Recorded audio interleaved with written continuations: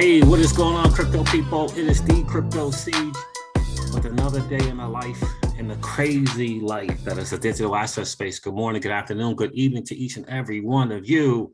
What an interesting time to be an early adopter in this new asset class that is the digital asset space. I'm so excited for you. I know the market is challenging at times. The sideways movement is very challenging, to say the freaking least, but we are hot and strong. We continue to strengthen our resolve. I personally don't believe there is a better asset to hold in your portfolio than digital assets, without question. I truly believe that. So we're going to go over a few things today, some numbers coming out of Ashish Birla. Very interesting to hear these things from Ashish in terms of what is going on with ODL. It is pretty massive. Anybody heard of freaking Algo Mint? Never heard of that. That's interesting. We found out also who did the first Bitcoin backed loan. And it of course makes sense. Oh my goodness, it of course makes sense. We'll get into that as well. And Stuart Alderati, interesting interview. Looks like Ripple freaking filed for an extension as well. Interesting stuff. All right, guys, so we'll get into all of that. So this is your XRP Ripple daily news in around 0 to 10 minutes. Guys, let everyoneinvest.com. Highly suggest you check this out. Your ability to freely invest may be at risk. A radical and unprecedented threat by regulators could affect your right to buy dozens of popular public investments deemed to be complex. You can help stop them here, make your voice heard.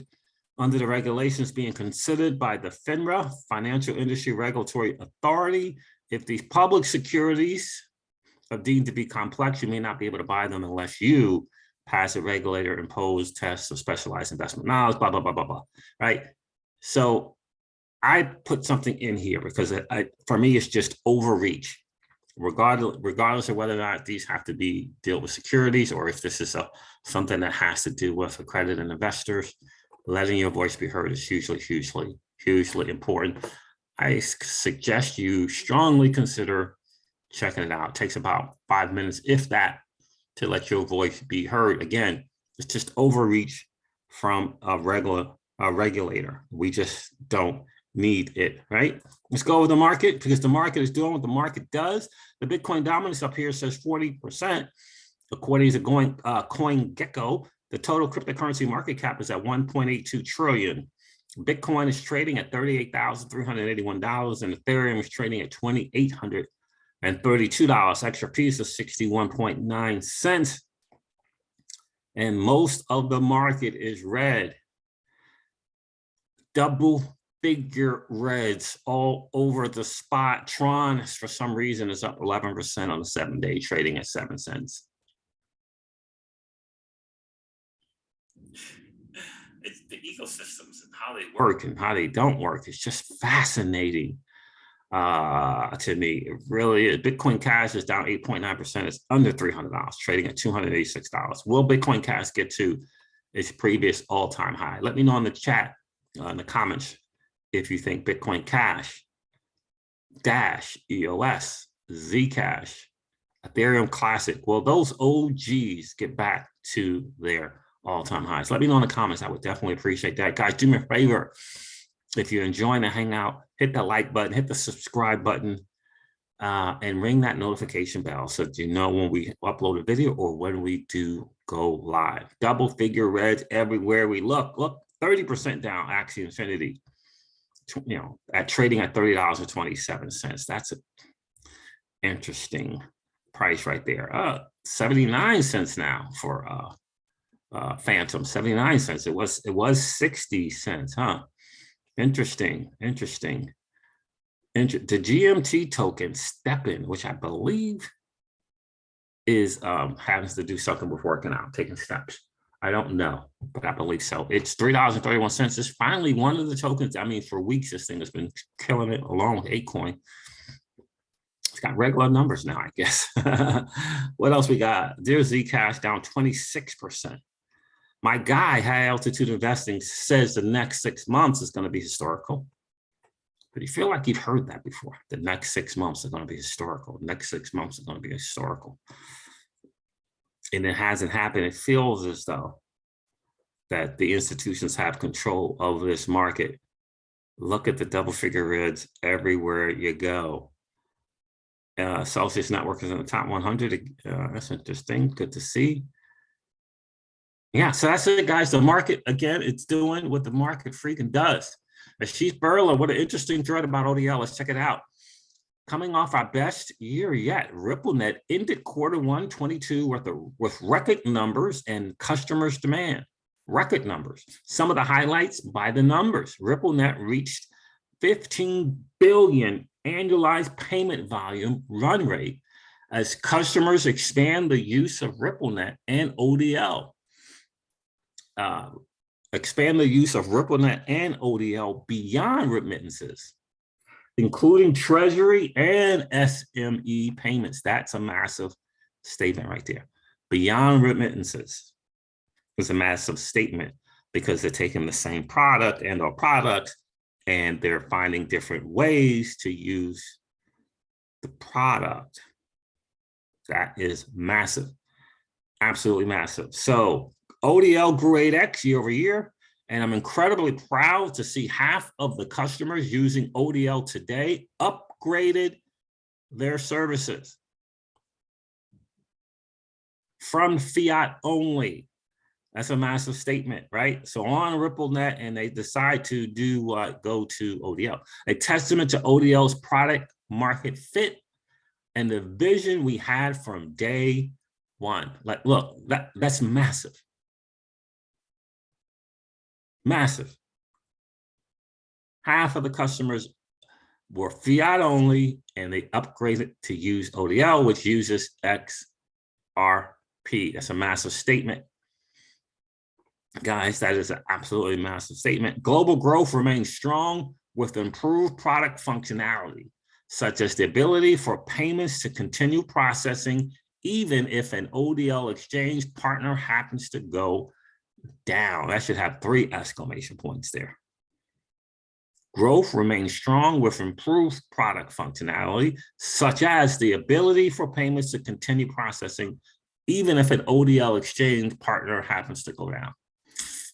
APAC is one of the biggest contributors of ODL dollar volume, totaling over 1 billion in Q1 alone. The APAC region, massive.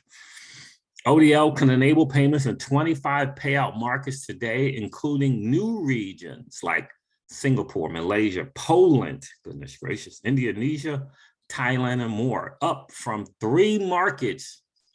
It's gone from 3 markets just 2 years ago to 25 markets.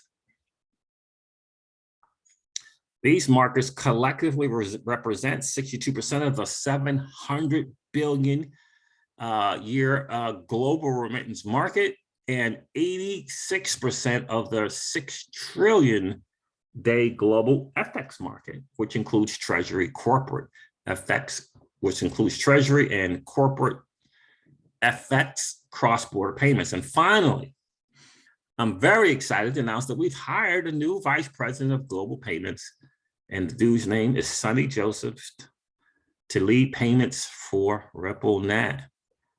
Cool, very, very, very cool, very, very, very, very cool. Also in the news, I think this is interesting, Argentina's largest private bank, Banco Galicia, has added support to buy Bitcoin, Ethereum, USDC, and XRP.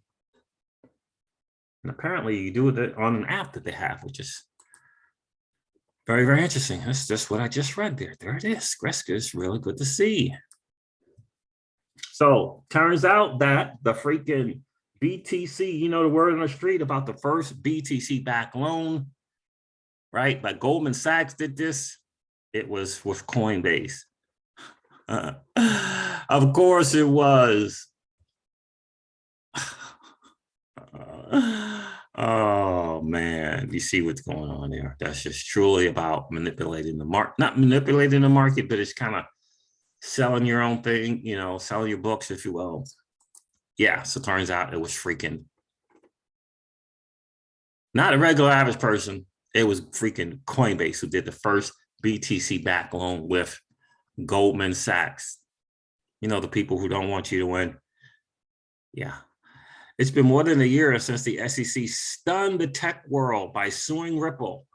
The case has been morphed into a protracted brawl with the future of crypto regulation potentially at stake.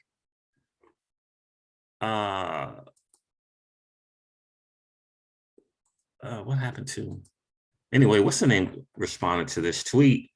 It was Stuart Alvarado here. Good to catch up with.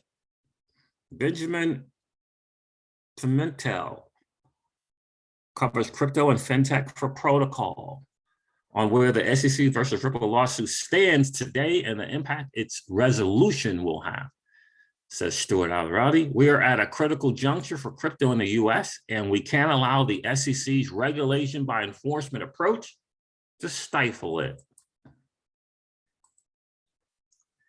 The Ripple SEC legal brawl can be a game changer for crypto. The protracted brawl over whether XRP is a security could drag on to 2023. But the company and crypto advocates are seeing increasingly optimistic signs. So Stuart was being interviewed here.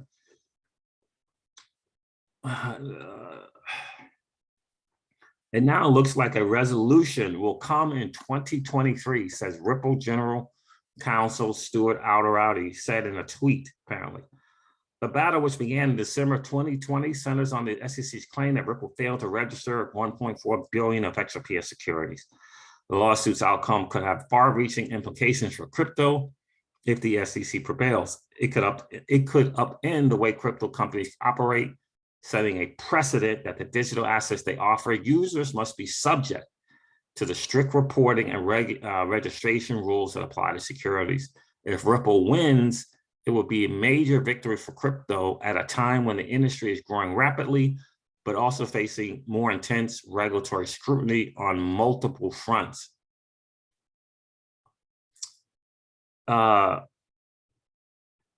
so let me see if I get any of freaking crypto's moment. The Ripple lawsuit is an indictment of the SEC's regulation by enforcement approach, Alvarado told Protocol. CEO Brad Garlinghouse voiced a warning that regulators like the SEC are holding the U.S. back from crypto's upside potential. The SEC seems perfectly content to let the U.S. fall further behind, all in the name of protecting their own jurisdiction at the expense of U.S. citizens. That was a tweet there as well. So this is an interesting article here. There was never a contract for an investment, Alvarado said. Owning a unit of XRP provides no right or title or interest in Ripple or any distribution of profits from Ripple. And remember, we covered that here. The